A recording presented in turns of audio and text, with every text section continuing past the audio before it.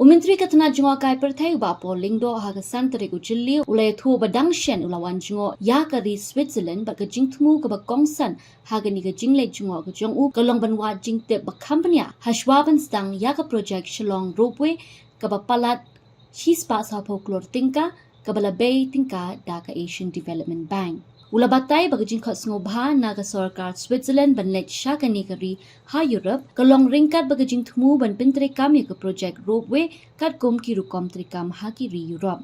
Kani ka Ropeway project ban poy kumba shispa san ku crore. Ni lek nang ban Lyngdoh authorities Switzerland ban kong nakada baga technology ka bangin Pyntreikam kade benong world class kebaar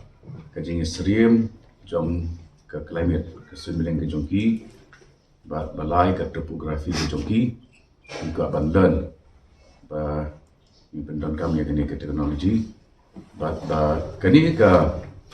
project ke bagi orang ke monorail gondola ke ba memang batai mentan kan poy masih spa sampai crore kerja pelut ya ke funding lah dari Asian Development Bank bat ya ke teknologi bat ya ke iban ke technical support naga sarkar Switzerland dia hakani ke jing lek ya lek kedu abang absan tarik ya ini ki officers bat minister Christoph Skalata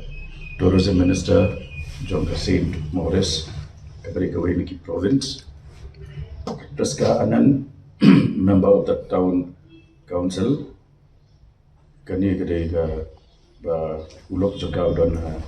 Delhi ka long based hanti Switzerland bat nang ta le kedu bat la kajom ya Ulrich Christian CEO juga town of Saint Moritz kini kita official program but hakini ki official program ki la assure ini ba sarkar ke jongki kan aya ka full support nak benda project ke bandai ke project ke bahaya do North East India nak benda ki cable cars